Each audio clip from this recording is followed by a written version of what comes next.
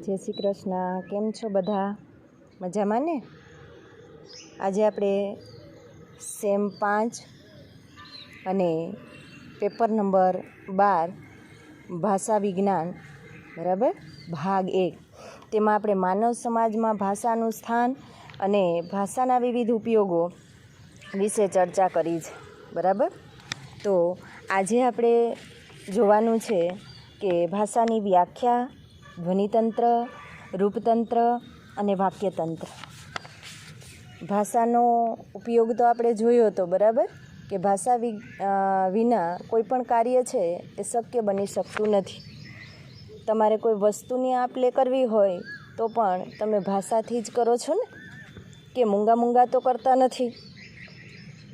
સામાન્ય રીતે તમે લાઇબ્રેરીમાં વાંચતા હોય, તમારે ગુજરાત સમાચાર જોતું છે તો તમે ઈશારાથી નહીં કહી શકો, તમે બોલીને કહો છો.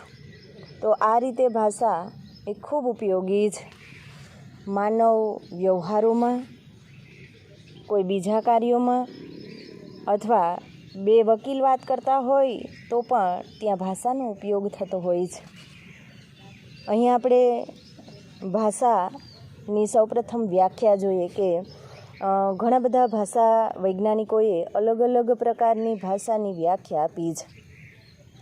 ઘણા બધા ઉપયોગોમાંથી તારવેલી એ ભાષાની કે ભાઈ કોઈ સંદેશા વ્યવહારના માધ્યમ તરીકે ઉપયોગ થતો હોય, પોતાની જાતને અભિવ્યક્ત કરવા માટે જેનો ઉપયોગ થતો હોય તેમને ભાષા કહેવાય.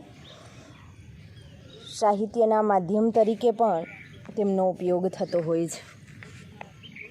સંદેશા વ્યવહારના માધ્યમ તરીકે એટલે તો કે એક માણસને ઉદ્દીપન સાથે બીજો કોઈ કંઈ ક્રિયા કરે તે ભાષાને કારણે જ શક્ય બને છે. કોઈ અનુકરણની પ્રક્રિયા કરતા હોય ત્યારે પણ તે જ મહત્ત્વનું હોય છે. બરાબર, તો હવે આપણે જોઈએ કે ભાષાનું ધ્વનિતંત્ર, રૂપતંત્ર અને વાક્યતંત્ર. પછી એમાં જ શબ્દ ભંડોળનો સામાન્ય પરિચય આવે છે. હવે ધ્વનિતંત્ર એટલે શું? કે જ્યારે એ ધ્વનિનો સીધો જ સંબંધ આપણે જોઈએ ને તો ઉચ્ચારણ પ્રક્રિયામાં છે. તમે ક, ખ, ગ, ઘ આ બોલો છો ને ત્યારે હવા ઘર્ષણ અનુભવે છે. હવા દ્વારા તમે એ શબ્દ ઉચ્ચારતી વખતે ઘર્ષણ અનુભવો છો. મ બોલો છો ને, મ, ટ, ઠ આ બધામાં ક્યાંક ને ક્યાંક હવા દ્વારા ઘર્ષણ અનુભવાય છે. તો સંસ્કૃત વ્યાકરણશાસ્ત્રમાં સ્ફોટની ચર્ચામાં ધ્વનિના મૂળ રહેલા છે. ધ્વનિનો આપણે આમ જોઈએ ને તો એમનો ધ્વનિ એટલે આપણને એવું થાય કે ધ્વનિ એટલે શું? એક અવાજ થાય છે. ધ્વનિ એટલે એક અવાજ. તમે પક્ષીઓનો કિલકિલાટ સાંભળતા હોય તો તરત કહેશો કે ભાઈ મોર બોલે છે. તમે એને ઓળખી ગયા છો એ અવાજને, એ ધ્વનિને. ઘરમાં જ કોઈ માણસનો અવાજ, દાદાનો અવાજ હોય, પપ્પાનો અવાજ હોય, બેનનો અવાજ હોય તો તમે ઓળખી જાશો કે અવાજ કોનો છે, આ ધ્વનિ કોનો છે. અને આ ધ્વનિ પ્રક્રિયાને સમજવા માટે 3 રીત છે. ઉચ્ચારણ અંગેની રીત, હવામાં પ્રસરતા અવાજના મોજાઓ દ્વારા અને શ્રવણેન્દ્રિય દ્વારા થાય છે. બરાબર, આમ 3 રીતે તમે આ ધ્વનિતંત્રને ઓળખી શકો છો. કોઈ પણ ધ્વનિ ઉત્પન્ન થતાં પહેલાં એ ઘર્ષણ તો અનુભવે જ છે, તો જ તમારા સુધી અવાજ પહોંચી શકે. અત્યારે હું બોલું છું એમાં ગળા દ્વારા, નાક દ્વારા, જીભ દ્વારા, પડજીભ દ્વારા, ઓષ્ઠ દ્વારા ઘર્ષણ અનુભવાય અને પછી શબ્દ તમારી પાસે પહોંચે છે. બરાબર, એટલે શ્વાસ નળી એમાં આવે છે, સ્વર યંત્ર આવે છે, ગ્રસનિકા આવે છે, મુખપથ, પડજીભ, કોમળ તાળું, જીહવા મધ્ય, જીહવા અગ્ર, જીહવા પૃષ્ઠ, દાંત, હોઠ આ બધું જ તેમાં આવે છે. બરાબર. ધ્વનિ ઉત્પન્ન કરવા માટે ઘણા બધા કાર્યની જરૂર પડે, એટલે કે પ્રાણવાયુ શરીરમાં એ મહત્ત્વના હોય છે. અલગ અલગ પ્રકારના અંગો એ પણ એટલા જ મહત્ત્વના છે. શ્વાસોશ્વાસની પ્રક્રિયા દરમિયાન ધ્વનિતંત્ર એ પ્રગટે છે. બરાબર. અને એ પછી આવે છે રૂપતંત્ર. સ્વર, વ્યંજન, અર્ધસ્વર, અનુનાસિક આ રૂપતંત્રમાં આવે છે. અ, આ, ઈ, ઉ, એ, ઓ અને ઓ. બરાબર. રૂપતંત્ર આપણે હવે જોઈએ કે ગુજરાતી ભાષાના ધ્વનિ ઘટકો એ બે પ્રમુખ વિભાગમાં વેચાય છે. ધ્વનિ ઘટકો એ બે વિભાગમાં વેચાય. બરાબર. સ્વર અને વ્યંજન. અને આ સ્વર અને વ્યંજન દ્વારા આપણે ચોક્કસ અને નિશ્ચિત અર્થ ધરાવીએ છીએ. અર્ધસ્વર હોય તો ય અને વ હોય, અનુનાસિક હોય તો અણ, ન, મ એ હોય, અને વ્યંજન ક થી જ્ઞ સુધીના ઘટકો હોય છે. એમાં પછી અલગ અલગ આવતા હોય કે સ્વર યુગ્મ હોય, વ્યંજન યુગ્મ હોય, અનુનાસિકો હોય, સ્વરભાર હોય, અર્ધસ્વરો હોય, એ બધા જ તેમાં સામેલ થતા હોય છે. બરાબર.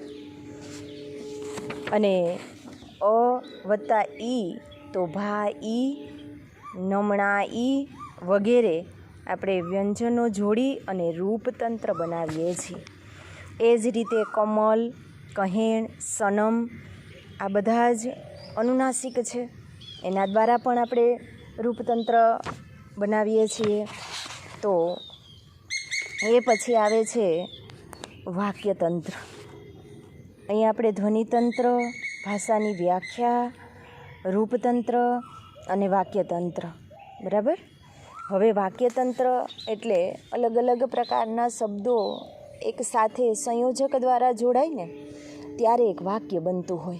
અને કે અથવા આ બધા ભાષાના સંયોજકો છે. માત્ર, કેવળ, ફક્ત એમના એક અંગો છે.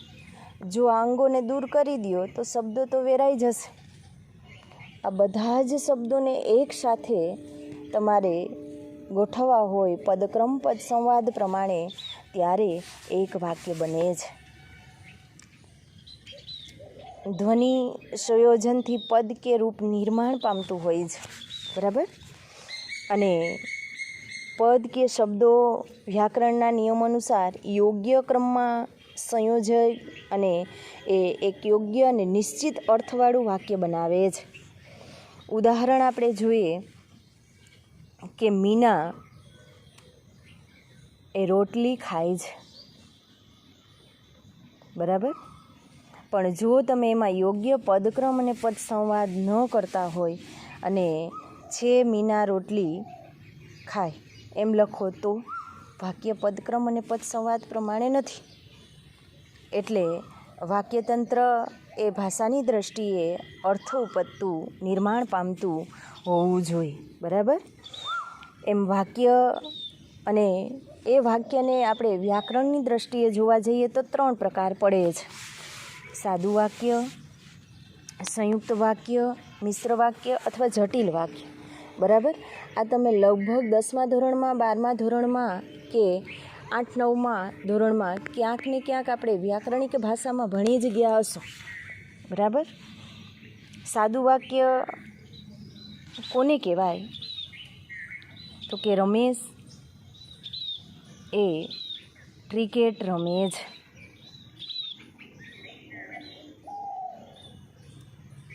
એમ કેવું હોય કે રમેશથી ક્રિકેટ રમાય છે તો સાદું કર્મણી વાક્ય બન્યું છે.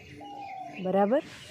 તો આમ વાક્ય તંત્ર એ પણ એટલા જ ભાષામાં મહત્ત્વના જ. અને વૈવિધ્ય સર્જવામાં આ વાક્યતંત્ર એ ખૂબ મહત્ત્વનો ભાગ ભજવે છે. બરાબર. તો અહીં આપણે વાક્ય તંત્ર રૂપતંત્ર, ગુજરાતી ભાષામાં ભાષાની વ્યાખ્યા અને આ બધા જ ઘટક તત્વોથી આખી ભાષાનું બંધારણ એ યોગ્ય પદક્રમ પદ સંવાદ પ્રમાણે રચાતું હોય છે. બરાબર. અહીંયા આપણે એકમ 1માં બીજા પોઈન્ટની ચર્ચા કરી છે. ન સમજાય તો કહેજો. બરાબર.